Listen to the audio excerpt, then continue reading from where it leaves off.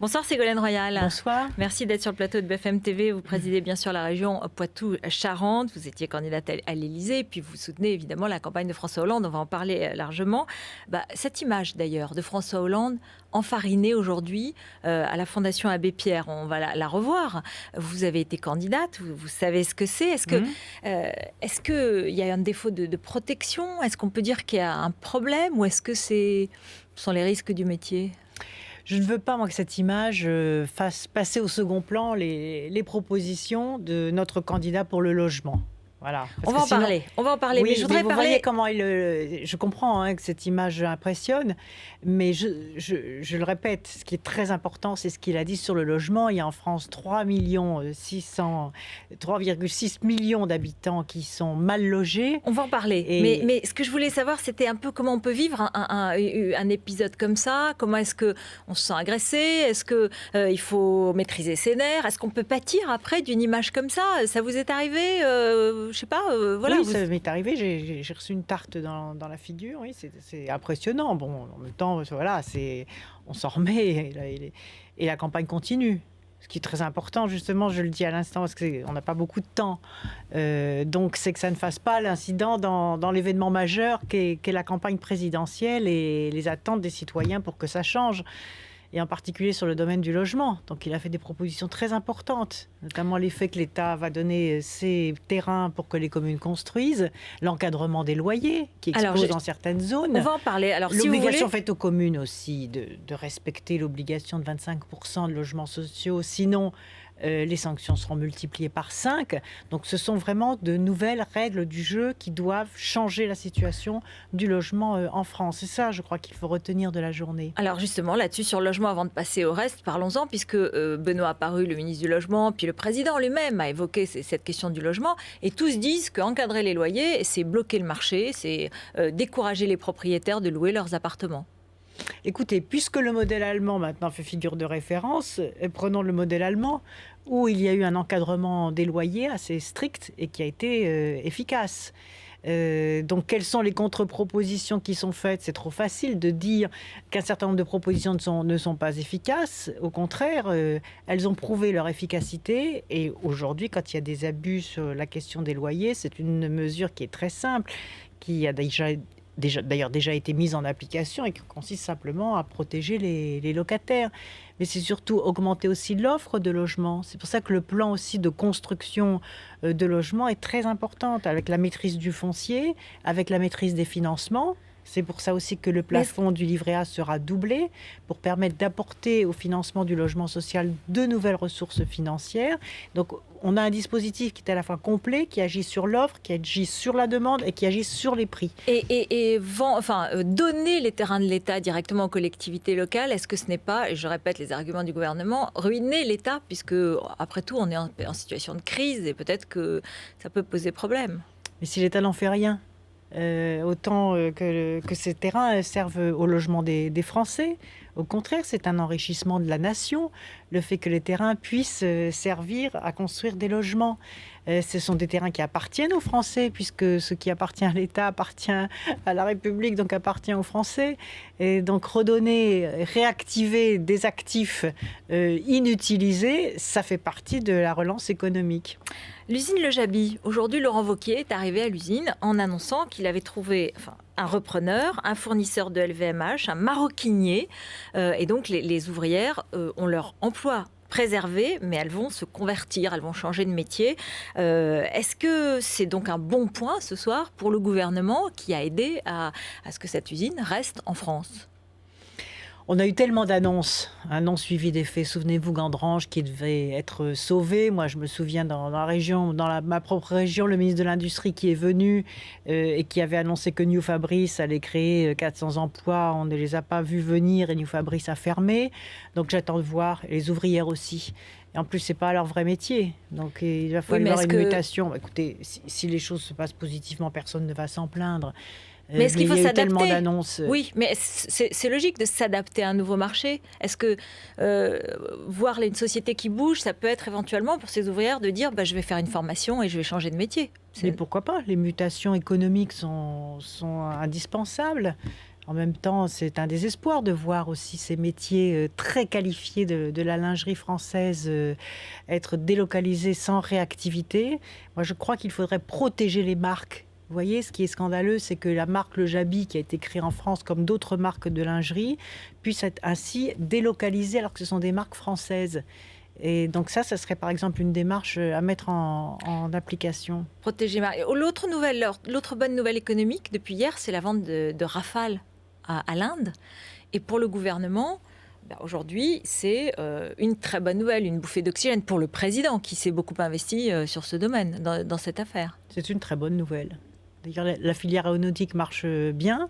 Et je pense qu'il y a beaucoup de sous-traitants de l'automobile qui aujourd'hui sont en grande difficulté, que l'on pourrait aussi accompagner dans la mutation vers la sous-traitance de l'aéronautique. Mais ça suppose beaucoup de détermination politique, c'est-à-dire que très rapidement on fasse l'inventaire sur le territoire national de toutes les entreprises qui, dans la filière métallurgique, sont en grande difficulté et les réorienter vers la filière aéronautique qui fonctionne très bien en France. Mais donc vous félicitez, vous dites c'est très bien pour la France. C'est très bien pour la France. Voilà, ça ne sert à rien de minimiser les bonnes nouvelles. Voilà, c'est pas ce qui sauve non plus l'ensemble de l'industrie française, mais ça n'a pas la peine d'aller critiquer quelque chose qui est très positif et qui repose aussi sur le savoir-faire des ouvriers français. C'est pas une ou deux personnes, ce sont aussi des ouvriers français qui, grâce à la qualité de leur travail, ont permis d'obtenir ce marché. Jean-Pierre Chevènement jette l'éponge. Il s'était déjà désisté pour vous en 2006. Est-ce que vous pensez qu'aujourd'hui, il appellera à voter pour François Hollande ? Ça, c'est à lui d'en décider. Vous lui avez parlé, non ? Oui, bien sûr. Aujourd'hui ? Je l'ai appelé pour lui dire que ça devait être un moment peut-être un peu dur pour lui aussi, et lui dire que de toute façon, il apporte beaucoup au débat politique. C'est lui qui a été à l'avant-garde des questions sur la réindustrialisation. Je me souviens des états généraux de l'industrie quand il était ministre de l'Industrie. C'est lui qui a apporté le débat sur la question de la monnaie, qui est une monnaie trop chère. C'est lui qui a apporté des idées sur l'Europe des nations. Et donc, sa créativité, sa hauteur de vue, sa densité politique, c'est un responsable politique de premier plan, Jean-Pierre Chevènement, qui a joué d'ailleurs un rôle considérable dans la vie politique française qui, j'espère, sera bien là avec ses idées dans cette campagne. Avec toutes ces fleurs, il ne peut que voter pour le candidat socialiste. Mais ce ne sont pas des fleurs, c'est un avis très sincère et au long cours en plus, que j'ai appartenu au même gouvernement que lui. Je me souviens sur les questions de sécurité, à un moment où la gauche... Vous étiez plutôt d'accord, oui. À un moment où la gauche n'avait pas encore empoigné les problèmes de sécurité. Nous étions tous deux, moi, au ministre de l'enseignement scolaire et lui, ministre de l'Intérieur, sur la même ligne politique de maîtrise de la sécurité, d'ordre, de règles à remettre à l'école, de protection des enfants. Justement, est-ce que vous trouvez qu'aujourd'hui, dans la campagne de François Hollande, ce souffle sociétal, ce regard sur la société qui venait un peu enfreindre quelques non-dits, quelques tabous de la gauche que vous aviez eu par exemple en 2007, est-ce qu'ils sont présents ? On ne parle pas beaucoup de la société, on est dans un discours de justice sociale, mais pas beaucoup de société. Beaucoup d'idées qui paraissaient iconoclastes il y a quelques années sont aujourd'hui intégrées dans le corpus idéologique des socialistes. La question de la sécurité, par exemple, est très clairement intégrée. La nation, la réappropriation de l'hymne national, et même du drapeau français qui apparaissait comme l'apanage de la droite ou de l'extrême droite, comme s'il y avait une opposition entre le drapeau rouge des luttes sociales et le drapeau bleu-blanc-rouge. Au contraire, ils sont convergents tous les deux, ils sont complémentaires. Donc vous avez laissé votre marque dans ce qui est le programme aujourd'hui et la réalité du PS d'aujourd'hui. Oui, cette marque a fait l'objet d'une appropriation collective et ça, je crois que c'est important. Il faut ouvrir des voies et ensuite continuer à inventer le futur, bien évidemment. Il y a toute la question de la démocratie participative. Il y a même la question de l'économie mixte, c'est-à-dire de l'intervention de l'État pour la banque publique d'investissement, la réforme bancaire. J'ai beaucoup défendu en 2008. Tout ça, ce sont des choses que vous avez défendues et qui sont aujourd'hui dans le programme de François Hollande. C'est dans le programme de Et pourtant, de vous avez Hollande. été blessé par ce qui s'est passé au Bourget. Vous l'avez dit, vous n'étiez pas dans la vidéo. Est-ce que maintenant, c'est fini cet incident ? Vous avez mis au clair les choses avec François Hollande et il n'y a plus de malaise là-dessus ? Les choses ont été mises au clair.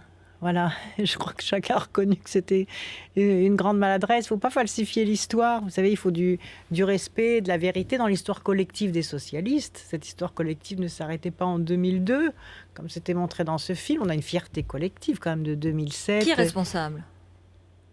Je ne sais pas. Il y a une suite de maladresses et il faut que ça soit réparé. Tout simplement parce que c'est une fierté collective, cette histoire commune. Et vous allez faire un meeting donc avec François Hollande à Marseille ?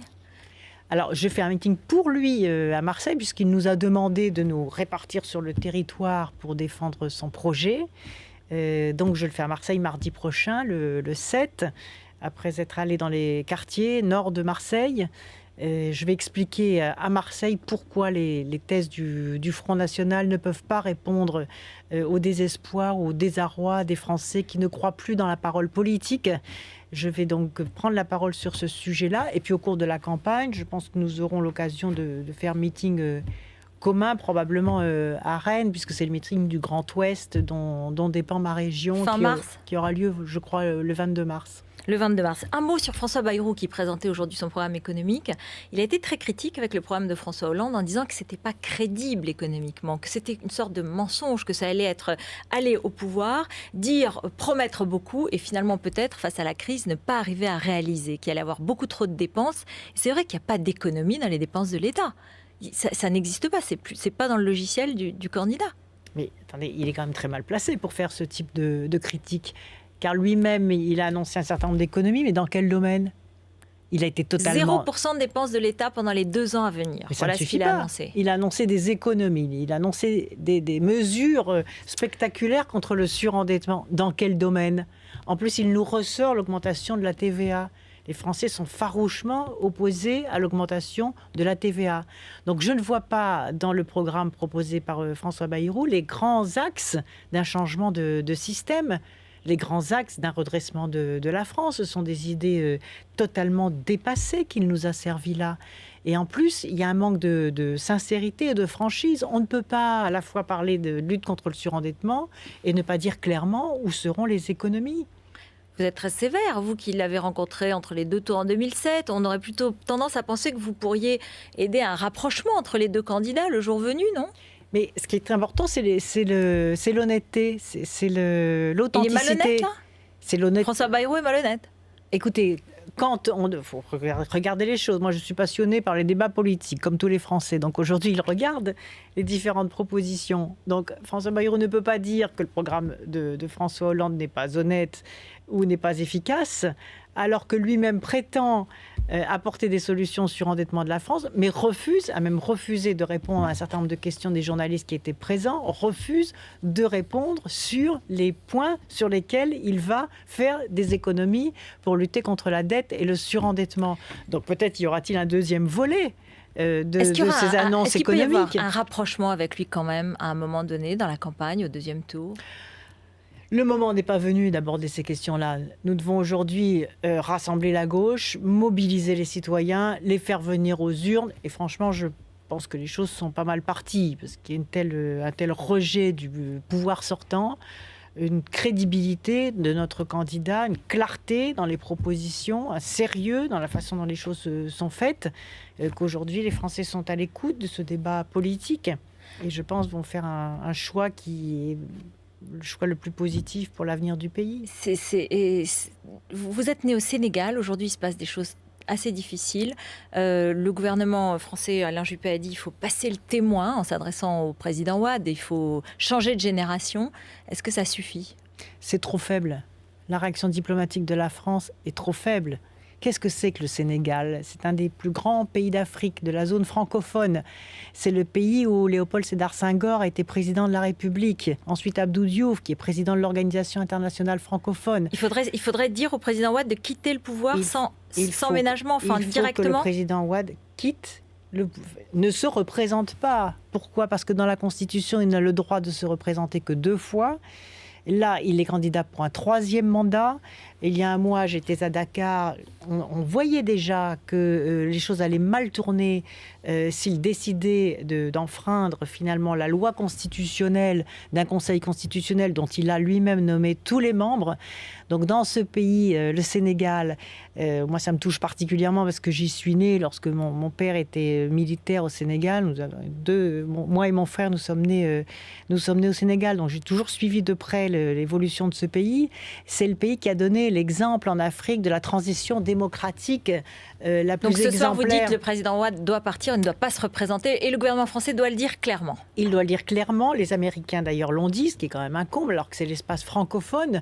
Et si le président Wade s'obstine, je crois que les choses tourneront très mal et il en sera le seul responsable. Merci. Et la France doit intervenir pour éviter les morts supplémentaires. Merci Ségolène Royal d'être venue sur BFM TV. Tout de suite, après le journal de Frédéric de la Nouvelle, notre face-à-face Roland Quérol, Jean-Luc Benamias. Roland Quérol, politologue, Jean-Luc Benamias du Modem. A tout de suite.